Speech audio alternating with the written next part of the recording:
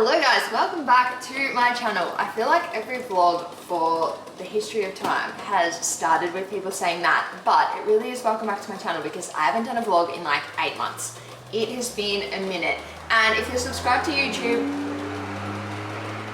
the noises have already started. If you subscribe to YouTube, you'll know that we still do weekly vids because we put the podcast on YouTube, well actually twice a week vids for the pod, but I haven't done a vlog in a really long time. But I'm back today doing one because I am starting new nutrition and training protocols today, pretty much new nutrition.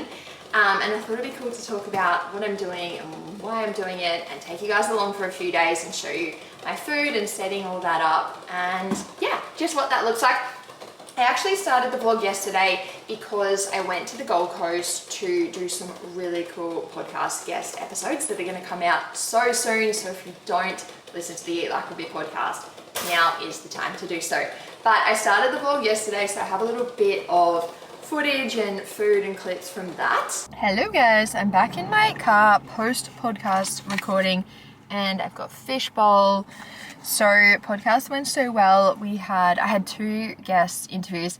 I don't think I'm going to say who they are just yet because we haven't announced that yet, but we have something very, very cool happening on the Eat Like a Bit podcast for the month of June. So we are going to announce that so soon. If you're watching this back at a later date, you can go and check out Instagram, eat_like_Ruby for that podcast announcement. Yeah, 2 really good guests, awesome episodes, something pretty different, like 2 topics that we've never covered before, which is just so exciting. That's exactly what I want to do for the coming weeks on the pod. But I didn't get a chance to intro it. I was kind of running around and I thought I'll do the intro now and then I'll really take you guys through my day today. I'm going to do more podcasting today in my own studio, some solo episodes.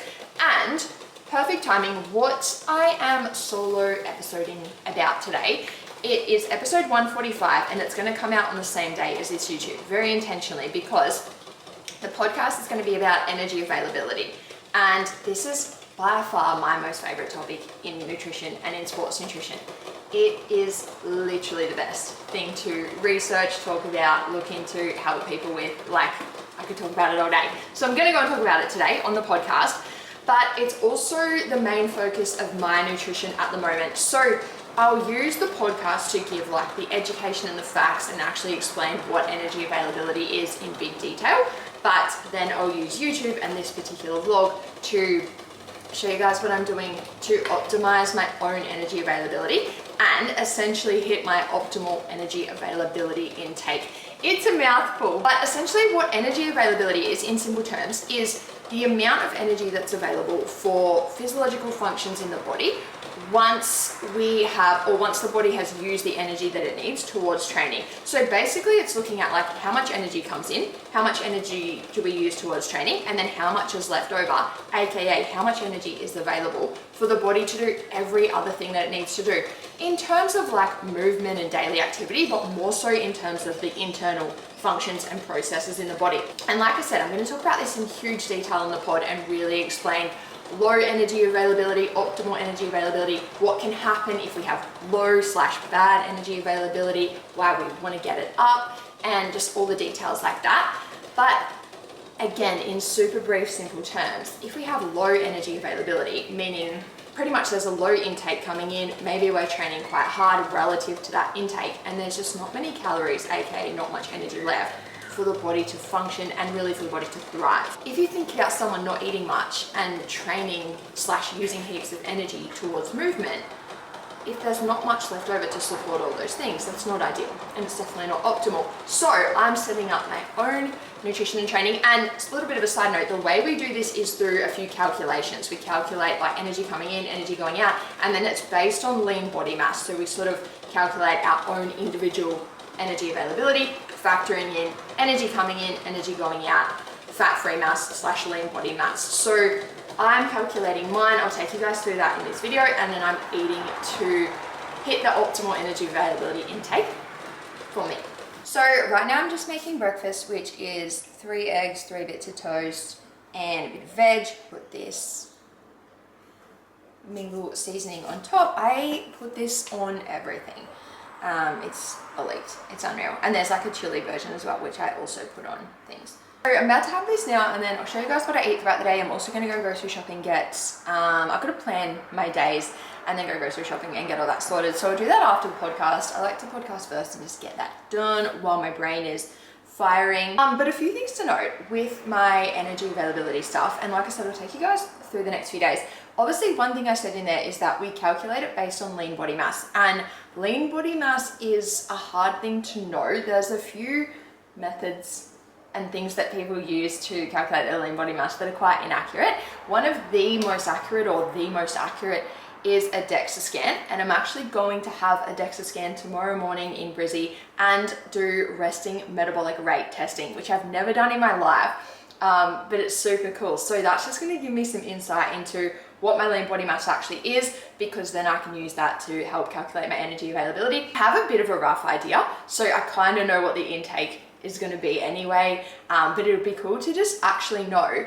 And the other thing to note is, like, this is nothing to do with body composition or deficits or muscle gain or maintenance or anything for me. It is about getting my optimal energy availability intake in place to support all of those other things in my body. Like I said before, if we think about the functions and the processes in the body, even to the point of like brain function, like I work a lot, I go and do all these podcasts, I do all these things. I want my brain to be on and working and thriving and to be energized and have the fuel to do so. And then obviously to fuel training performance and recovery from that. So my goal at the moment is nothing to do with, like I said, fat loss or muscle gain. It'll be cool to see with the DEXA scan, like obviously the main reason I want to do it now is to get that lean body mass number and calculate the intake, but then it'd be really cool to hit my optimal EA intake for, I want to say maybe like 12 to 16 weeks before I get another scan, and actually see how my body responded. So see if, like, do I put on muscle, do I lose body fat, do I gain body fat, like, yeah, it's just going to be really cool to see. But that's not my goal. Like, I don't have any of those goals. My body naturally puts on muscle really easily. So when I think about my intake, I think my intake is going to be like mid 2000 calories, like 24, 25. So if I think about having wicked training in place, which I do, alongside that intake, my body will put on muscle quite easily. But that's not the goal, that's not the focus. That's more so going to be a byproduct of having cool training in place, but then having this intake in place to support other things. And then, like I said, as a byproduct, I think I'll see a bit of muscle gain. It'll be interesting to see what my body fat level does, because like I said, setting up that intake is nothing to do with deficit or surplus or anything. It's about the energy availability. But then I also know that that intake for me is kind of like, I'm going to say high end of maintenance. I don't reckon that is a surplus. It'd be very close. It might actually be. I'm interested to see. But if weight goes up or down, or body fat goes up or down, it'll more just be like a bit of data collection, like, oh, that's interesting. And obviously if I need to tweak things, I will, but I won't really be tweaking unless I'm like packing on a ton of weight or losing a ton of weight that I don't want to. If there's like a dramatic response, which I'd nearly bet my life there won't be, then I won't really have any reason to tweak, because again, the protocols are going to be in place for other reasons outside of that. 2,500 calories, I've got to actively be on my shit to hit that, because otherwise if I spend all day at the studio and then go grocery shopping, I'm going to get to 4 in the arvo and be like, well, I've got 2,000 calories to go, which is something I don't want to do. I'm not training today. I have insanely sore legs from training on Saturday. Today's Monday. So rest day for me today, but I'll take you guys through my food and through some of my shop. And then I will take you guys to my DEXA scan tomorrow morning and the resting metabolic rate testing. How cool. How cool. I'm excited to see like how they do it and what it comes up with. And yeah, that's just awesome. My little data-driven mind. This is like my prime. Like, I love high calories. I love, like I said, energy availability is like my favorite topic in sports nutrition. And I love the data. I love the science. I love everything. So I'm thriving right now. I'm in my element. I'm excited to get that tomorrow, and I'll take you guys along.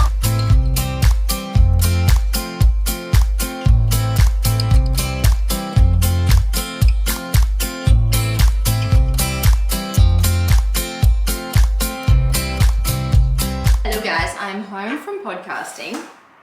I'm not fitting in the camera, like always. It was actually quite exhausting, so I recorded 2 solo podcasts, which can just be a lot. I always think like, Imagine going into a room at your house, shutting the doors, putting a camera on, and then just talking for 2 hours straight with no one around. Because that's what podcasting is. You kind of go crazy. And then I think this is probably one of the things that they test people for when they are going crazy. Do you just sit in a room and talk to yourself for 2 hours? Yes, I do. So it's quite draining in a good way. But like I just come home and I'm like, yo, I'm done. So I'm just doing some random jobs. This is just a story that no one cares about, but I am eating, so that's why I'm filming. Because obviously I'm having the classic eat like Ruby bowl. If you know, you know. It's 2:30. I'm just doing some random like uploading podcasts, paying employees, all these things that you just do behind the scenes that no one really thinks about. Upload the pod files so then my pod employee Giraffe can start editing them. So the ones I recorded today, I don't know if I've mentioned it here or if I mentioned it on the pod, but I'm aiming for the YouTube and the podcast to come out on the same day because they're both going to be about my energy availability. And the podcast is like the education about energy availability, and it's a big juicy podcast. I did 1 hour and 11 minutes. It's probably a little bit shorter after the edit, but that's a big one. Then obviously the YouTube's about my own energy availability. I haven't actually fully planned my day. Just kind of tracking as I go, and then I'll make sure it all adds up at the end. I tell people not to do that, but I tell people not to do that when they're learning or they don't really know what they're doing, and then you don't feel like you can make it add up at the end. And that's especially hard when you're on low calories. When you're on high calories, it's a lot easier. So I'm gonna go to the grocery shop soon when I can muster up some energy. And then I'll be able to sort of finalize my day. And then tomorrow morning I'll go for my testing, which would be so exciting. And we'll be able to make any tweaks to my nutrition targets based off of that. Guys, so I went grocery shopping. I will show you my groceries tomorrow. I'll probably get them out to take my Instapic. I'm not doing it now because it's kind of dark, it's kind of late. I wouldn't normally shop at 5 o'clock on a Monday. That is so wild from me, as Georgia Mott would say. Right now I'm just having some chocolate milk, literally like chocolate powder, skim milk. I have this most afternoons. I'm a huge fan of calcium and making sure I get enough calcium for the day. So that's something that I actually track in my FitnessPal. Like obviously people track like protein and fiber and all those things. I naturally hit protein and fiber. I couldn't tell you the last time I didn't just plan a day that hit them because I've been doing that for so long. So I don't watch them that closely. But then if you scroll to the bottom, you've got like calcium and iron. I watch both of them really closely. And I feel like I've maybe talked about this before on YouTube, but I've gone to the extent of like saving foods in my FitnessPal and researching the actual calcium and iron, because most people don't save those things in my FitnessPal because they don't care. They just save like the carbs and protein. So I have most of the foods that I eat, especially foods that I eat all the time. Like if I was just eating something random as a one-off, I wouldn't care.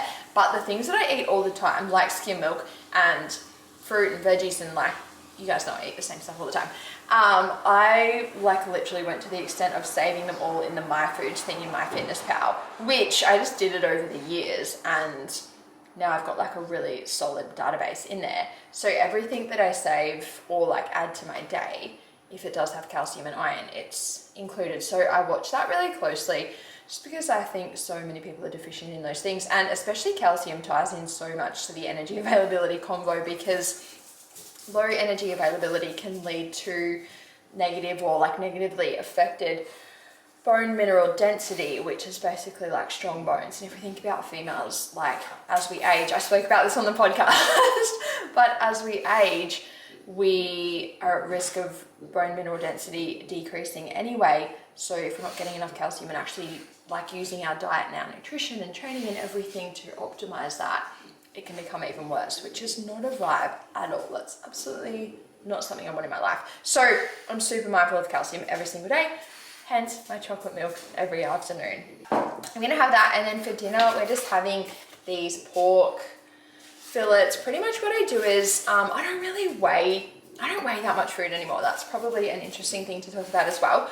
I just buy most things in a 2-pack like this, and then I'll just like literally cut a bit off one of them, and Shaq will have one and a bit, and I'll just have like probably like 3/4 of that I'll have, and then he'll have like 1 1/4, because he's obviously way bigger than me, way higher calories, higher protein and everything. And then it just works out so well because we just get one a day. It's so easy. So we do that with these pork fillets, and then we do it with steak as well. And we just do like a big thing of frozen veg. I'll obviously cook those up. I weigh that out more so to just like portion it out and make sure we don't run out of veggies for the week. So weigh out, what do I do? 400 of that, or 300 depending on what other veg we have. But then I don't like weigh it out evenly between us. Like that's for both of us, and I'll just split the bowl. But we've just got some potatoes, so I'll cut those up as well. Same thing, I just pretty much, I don't weigh these. I just cook up 2 potatoes and then I just give like a little bit more to him and a little bit to me. So like I would track that in my fitness pal. I'll put it, the screenshot on there of what I track it as, but most of it isn't weighed. A fat loss goal, or I was doing something quite strict, I would be a little bit more tight with that. And if I'm having things like Nutella or, you know, like dressings that are quite high fat, like certain things they will weigh. But, you know, when I have pre-training like Cocoa Pops and stuff, I'll weigh those out. But there's just certain things where it's like, if you got this wrong, it's going to be like a few calories, and it's kind of going to balance out. Some nights you probably have a little bit more, some nights you have a little bit less. I actually did a podcast last week called How Flexible Should My Diet Be? And I kind of spoke about these things. So yeah, that's how flexible my diet is. Oh, that's the last thing I was going to talk about. Also, when we went to Woolworths, I had some of this in the car. So this is flavored creatine from Switch, which I think is a fairly new concept. I don't think a lot of people are doing flavored creatine. I could have just been asleep at the wheel, but red raspberry flavor. It reminds me so much of like red lollies or icy poles. I actually sent some to my mum because she loves red flavored things like that, and I was like, you're gonna love this, mum. It's like just a daily no-brainer to me to have creatine. So that is from Switch Nutrition. You can use code EATLIKERuby to get your hands on one of these. But that is all from me today. I'm gonna see you guys bright and early when we're on our way to our testing. Oh my god. This is what I'm dealing with. Where do you have from? It sounds stylish.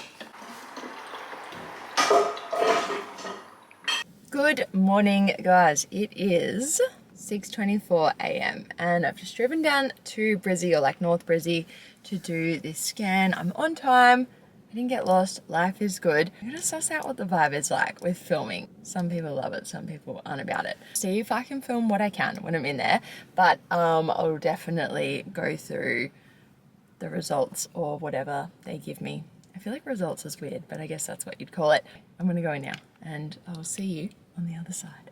Hello guys! Okay, so I went in for my testing and filming wasn't the vibe. But the guy was really cool and he like explained everything to me. I kind of knew, like obviously I know enough about DEXAs and stuff, but he was just like explaining a bit more about how it works, which is really cool. And then I had my resting metabolic rate tested as well. Pretty much like how many calories your body needs or uses or burns before factoring in any movement at all. So if you've ever done like, you know, calculated your TDEE, like total daily energy expenditure, there's so many parts to it. Obviously we talk about this on the Eat Like Ruby podcast, but like resting metabolic rate is just, if you were to like not move, not do anything for the day, your body obviously still needs calories and energy. Like what I keep talking about with energy availability, there's so much happening in the body, it still needs energy. So I thought mine would be like in the 1300s, and it was 1410. 1411, something like that. So 1,411 calories. So literally probably like 50 calories more than I thought it was, which is pretty chill. Pretty chill. Pretty cool. Good to know and just interesting. I haven't got the results, but because they're going to email them to me, so I can go over them more when I actually get them, probably when I get home. But my bone mineral density was in the top 1%. So the guy literally is like, this is kind of average, and then this is top 5%, and then this is you. He's like, I'd say this has to be top 1%. And he literally goes, I've never seen it this high. Bow down, bitches. My obsession with bone mineral density and calcium is paying off. Pausing for applause. No, I'm stoked. I'm actually so stoked with that. My body fat percent was 17%. I don't really care about my body fat percent. I more care about the lean body mass because that's going to help me calculate the energy availability.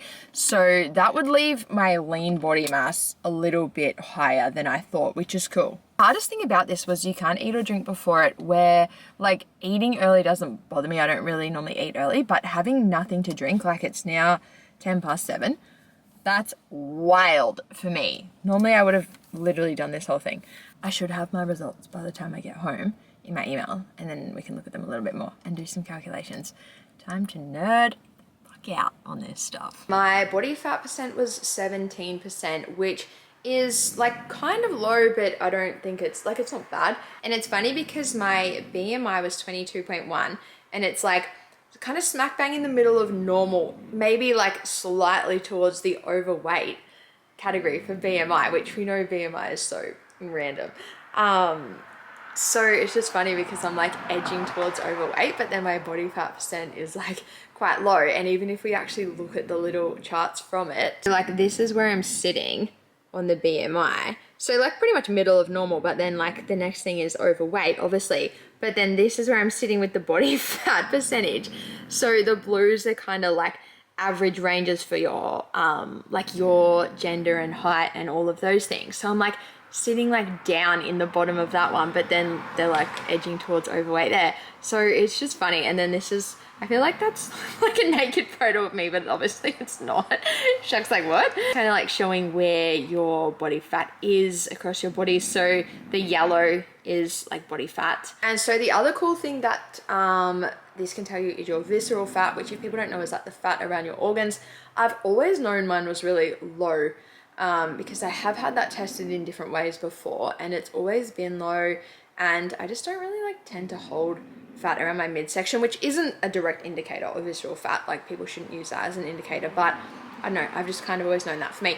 But my visceral fat, so the way they do it on here is kind of like a squared centimeters thing. It's like a little bit confusing, but then basically it'll give you a range, or like it'll give you a number, and if you're between 0 and 100, you're in like the healthy range, I guess you would say. Like there's no increased risk of like heart disease or any medical things that are caused by high visceral fat. So if you're between 0 and 100, that's like the good range, and mine was 29. Life's good. It leaves my overall fat-free mass, which is one of the main reasons I got this, at 52 kilos. Or like, it's funny on here because it says 52,000 grams, which is so random to think about. But 52 kilos. So my lean mass is 49, but then my bone mass was nearly 3 kilos. Like lean mass was 49 kilos, bone mass was nearly 3. So then them together comes up into the 52s, and then that's obviously like your fat-free mass. So that's the mass on my body that isn't fat, basically.